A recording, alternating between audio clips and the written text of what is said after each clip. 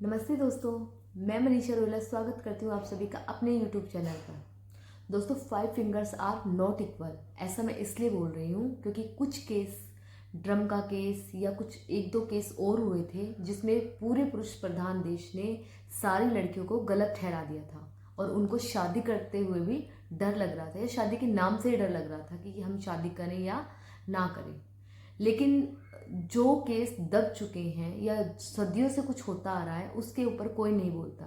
और अभी हाल फिलहाल में जैसे एक मनीषा का केस हुआ है हरियाणा में कि दिन दहाड़े किसी लड़की को उठा लिया जाता है, जब वो मिलती है तो उसके बॉडी पार्ट्स गायब मिलते हैं। अभी एक केस निक्की का आया है जिसकी शादी को 9 साल हो गए थे और उसके बावजूद उसका जो पति है दहेज के लिए उसको परेशान करता है। और जबकि दहेज शादी में बहुत सारा दिया गया था, गाड़ी दी गई थी, गहने दिए गए थे, नगद दिया गया था, कैश दिया गया था, उसके बावजूद वो जो लड़की है वो मेकअप आर्टिस्ट थी, मतलब अर्निंग भी कर रही थी। और शादी के इतने साल बाद भी उसके ऊपर दहेज का दबाव बनाया गया। और इससे बड़ी बात और क्या होगी, एक बच्चे के सामने उसकी माँ को जिंदा जलाया गया। वो बच्चा रो रो के कह रहा है कि उसकी मम्मी के ऊपर कुछ डाला गया और उसके बाद लालटेन से आग लगा दी गई। तो अब आप इस पुरुष प्रधान देश के बारे में अब आप क्या कहेंगे? आप सब एकजुट हो गए थे कि आदमियों को शादी करते हुए डर लग रहा है। अब आप ये सोचिए अब औरतें इस बारे में क्या सोचें। कुछ केस ऐसे हो गए जिसकी वजह से पूरा पुरुष प्रधान देश डर गया, लेकिन जो अब सदियों से होता आ रहा है और आज भी होता है, उस लड़की का क्या? उसके माँ बाप ने उसके पाल पोस के उसको पढ़ा लिखा के इस काबिल बनाया था, क्या इसी दिन के लिए? उस लड़की के जलने के टाइम उसको क्या फील हो रहा होगा, क्या ही चीज, वो कितना तड़प तड़प के मरी होगी, अब उसके घर वालों पे क्या बीत रही होगी।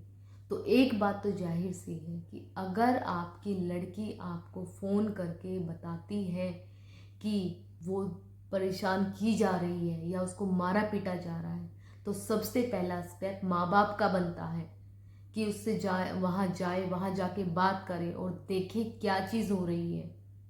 ज़बरदस्ती अपनी लड़की को किसी के पल्ले ना बांधे। अगर वो नहीं रह पा रही है तो एक अलग होना सबसे बड़ा सॉल्यूशन है। कम से कम आपकी बच्ची जिंदा तो रहेगी।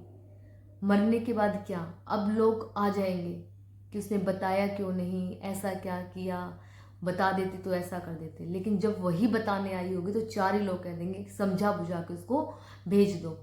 जब पहली बार हाथ उठाया होगा तो उसने घर में तो ज़रूर बताया होगा। सबसे ज़्यादा दोषी तो माँ बाप कि जो अपने बच्चों की सुनते ही नहीं हैं। आज के टाइम पे ऐसे भी लड़के हैं, होने को तो बहुत अच्छे भी होते हैं, जो अपने घर परिवार की, बीवी बच्चों की बहुत ध्यान रखते हैं। लेकिन कुछ कुछ क्या, बल्कि कुछ अच्छे होते हैं। और मैक्सिमम केस में, सबसे ज़्यादा केस में एक लड़की प्रताड़ित होती है, मानसिक रूप से भी और शारीरिक रूप से भी। उसको मारा पीटा जाता है, धमकाया जाता है, उसको परेशान किया जाता है, गाली गलौज की जाती है। और जो लड़कियां हैं वो इस चक्कर में रह जाती हैं कि कोई बात नहीं, हम कहाँ जाएंगी, अपने माँ बाप को क्यों परेशान करें हम, और वो घुट घुट कर जिंदगी भर ऐसे ही निकाल देती हैं और ऐसे ही मर जाती हैं। वो लड़की क्या सोच के उसने शादी करी होगी, कितने अरमानों से आई होगी, और अब सब कुछ। और उस सबसे बड़ी चीज़, उस बच्चे के ऊपर क्या बीत रही होगी, बड़े होकर उसकी मानसिकता कैसी बनेगी, जिसने अपनी आंखों के आगे जलते हुए अपनी माँ को देखा है। तो प्लीज़ जागिए, सोचिए इस बारे में। सिर्फ औरत पत्नी के ही रूप में स्वीकार्य क्यों नहीं होती है? बाकी सब रिश्ते स्वीकार किए जाते हैं, लेकिन एक पत्नी के रूप में रिश्ता स्वीकार क्यों नहीं किया जाता? उसकी इज्जत क्यों नहीं की जाती? उसको वैल्यू क्यों नहीं दी जाती? जबकि वो जी जान से, हर तरह से, और आज की औरतें तो घर के साथ साथ बाहर भी संभाल रही हैं, कंधे से कंधा मिलाकर अर्न कर रही हैं, तब भी उसके साथ ये व्यवहार क्यों? इतना भेदभाव क्यों? वो सब कुछ छोड़ के सिर्फ एक इंसान के सहारे आती है, और वही इंसान ऐसा कर दे तो क्या ही बीतेगी, और उनके परिवार वालों पे क्या बीत रही होगी। तो अगर आपकी बेटी, आपकी बच्ची आपसे किसी चीज़ के लिए कुछ परेशान होके कहती है तो उसको सुनो, और उसका देखो क्या सॉल्यूशन है, वो आदमी कैसा है कैसा नहीं है, क्या व्यवहार कर रहा है। आज के टाइम पे सबको प्यार और सम्मान चाहिए, पैसा किसी को नहीं चाहिए। हर कोई चाहती है कि सिर्फ 2 मिनट के लिए सही उसका पति आकर उसकी बात सुने, उससे बात करे।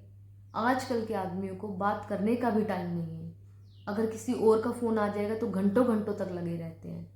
मैं ये नहीं कहती कि नौकरी छोड़ के बैठ जाइए, लेकिन नौकरी करने के बाद भी 5 मिनट भी सही, लेकिन बैठ के बात तो कर सकते हो। खाना ही साथ में बैठ के खा सकते हो। लेट तक घर आना क्या मतलब है इसका। वो भी बीवी है, सुबह से लेकर शाम तक आपकी राहें निहार रही है, आपको देख रही है कि कब मेरे पति आएंगे, और उसका ये सॉल्यूशन, ये सिला मिलता है। एक औरत को क्यों नहीं समझा जाता, क्यों उसको इग्नोर किया जाता है, और आखिर में औरत कहाँ जाए।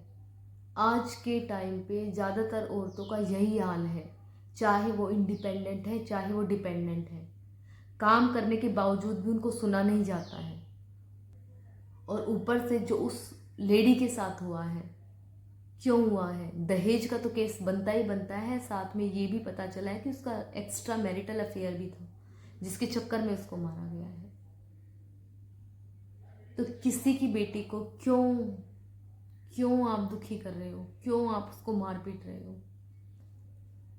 इतनी भी दया नहीं है, इतना भी दया भाव बिल्कुल भी, मतलब सब कुछ खत्म हो चुका है। क्या सच में ये कलयुग इतना इतना चरम सीमा पे आ चुका है।